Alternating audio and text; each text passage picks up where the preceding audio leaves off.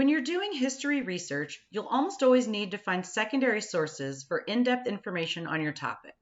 This video will demonstrate using the Find It at UofSC Libraries tool to search for one of the most common types of secondary sources, scholarly books called monographs. As you begin your search, think about keywords and short phrases that relate to your topic.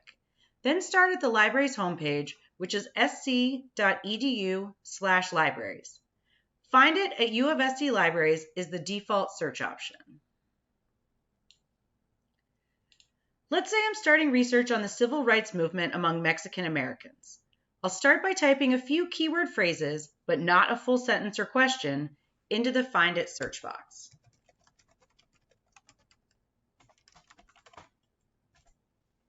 By default, Find It will search for books in the library, but also articles, videos, dissertations, and book reviews. You can use the filters on the left to limit your results to specific resource types, locations, dates, and even limit to available online. I'm going to limit to resource type books, and I'm also going to limit to available online. As I look through my results, I see that I found quite a few relevant monographs. I can spot the monographs by looking at a few key pieces of information. First, the item type shows as book, and a monograph will show a single author as opposed to an editor or editors. It's also common, but not necessary, for history monographs to be published by a university press, just like the results we see here. Note, Find It only shows 10 results at a time. Just click Load More Results at the bottom to see the next 10 results in your search results. To view an ebook, click Available Online, and then choose one of the online options listed.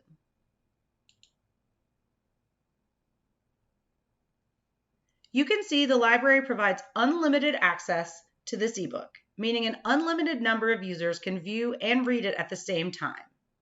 You also have the option to download up to 60 pages at one time to save and keep as a PDF. Reading online or downloading PDF chapters is going to be the easiest and simplest way to use ebooks through the library. But if you want to fully download the entire book for reading offline, you'll need to set up Adobe Digital Editions and create an account with the ebook provider. You will not be able to keep the entire book indefinitely. The publisher sets the checkout period, usually between 7 and 21 days. My first search went very well with just the first few keywords I tried, but now I'm going to do another search and demonstrate how to use subject terms to make your search more effective.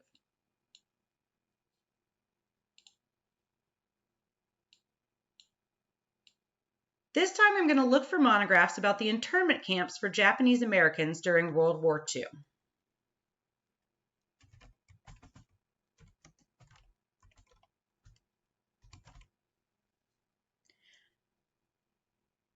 I'm also going to limit my search this time to UofSC libraries.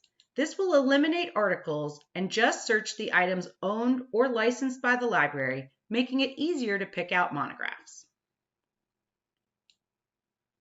Like my last search, the first few items in the results appear to be pretty relevant, but let's take a closer look.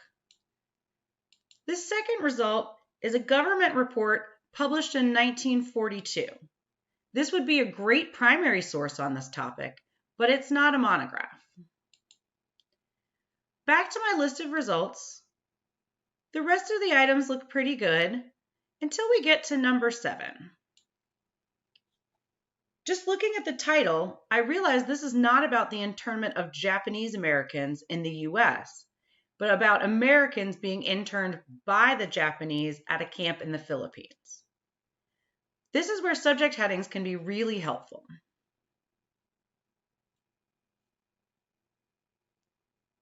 Subject headings are added to the information about every item in the library's catalog. They are similar in function to hashtags.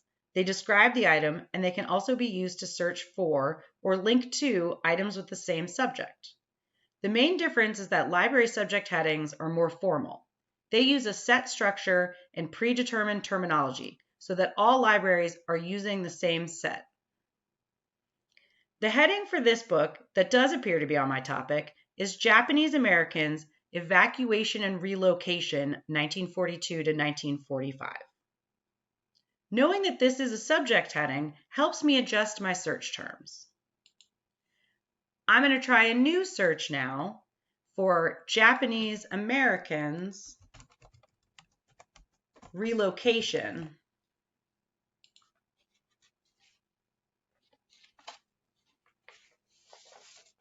And I see I get a whole new set of results, hopefully with even more relevant items than my initial search. Finally, I want to demonstrate how to request a print book from the library. Luckily, a large number of books are available online as ebooks. But if I want to request the print copy of, let's say, Last Witnesses,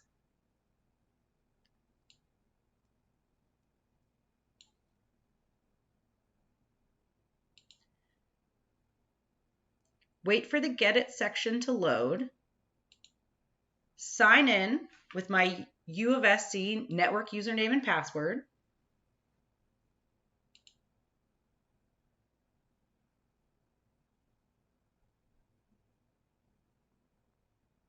once it loads, I'm going to click on Request and choose my pickup location. I have the option of picking up at the library or having the book delivered to my home address. For library pickup, you'll receive an email letting you know the item is ready.